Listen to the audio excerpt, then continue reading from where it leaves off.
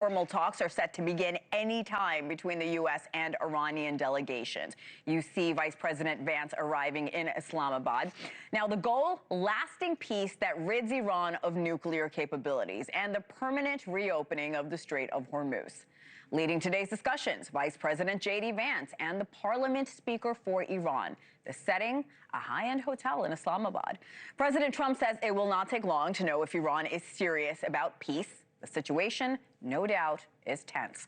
We're monitoring the talks from Washington to the Middle East, and we have analysis from guests who have inside perspective on the military and diplomacy fronts. We start with NewsNation's Robert Sherman. He's live in Tel Aviv. Robert, good morning from New York. Both delegations have arrived. What are we learning about what's going on behind closed doors? Yeah, hey there, Hena. Well, the president has said that he is feeling good heading into these talks here. As you described, one way or another, he feels as though an outcome is going to be reached. Either it takes the diplomatic track, or the U.S. says that they're ready to get back to Operation Epic Fury here in the region. He's entrusted Vice President JD Vance with leading this delegation on the ground. They just arrived a short while ago, accompanied by Jared Kushner, Special Envoy Steve Witkoff. Those have been some of the president's most trusted negotiators in all theaters that we have seen so far.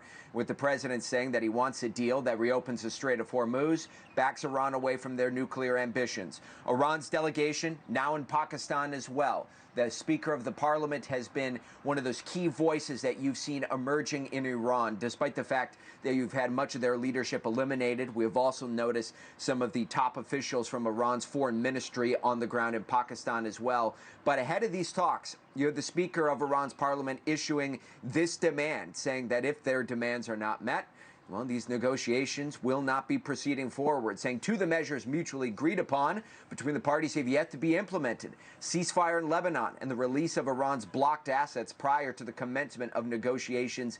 These two matters must be fulfilled before negotiations begin.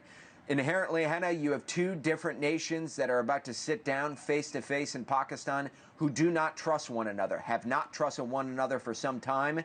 And as you see Israeli forces continuing to pound away at Hezbollah sites in Lebanon, here what we've seen over just the last few hours here, no indication that the Israelis will be walking away from that theater. And since the very beginning, we've heard U.S. and Israeli officials say this is a separate theater, this is a separate matter. The ceasefire that has taken hold throughout much of the region does not apply to what's currently happening in Lebanon. Hena? Robert, you've been on the ground for weeks. I know you're going out. You're talking to your sources. You're talking to people on the street. Do people in the region think the ceasefire is going to hold when Israel and Hezbollah are still trading live fire?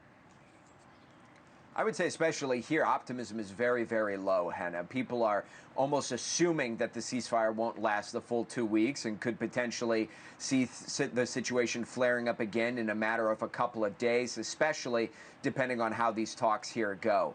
A big element of it is the situation in Lebanon, and we know that the Israelis and the Lebanese government will be holding direct negotiations this week. That is significant. Two nations that do not have diplomatic ties, two nations that have never signed a peace treaty, will have those direct conversations with the hopes of disarming and defanging Hezbollah.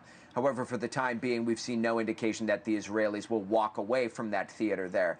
And then by and large, there's also the feeling here that there's just so much distrust between both of these sides that the feeling that a deal is going to be reached that is substantive, there's just not a lot of optimism surrounding it here. But of course, we have seen things go differently than we've anticipated in the past. We saw the 12 Days War last year, in which a Truth Social post came down, and this whole nation here learned that the war was over, much to their surprise. So people are preparing for another curveball to be coming out of Pakistan.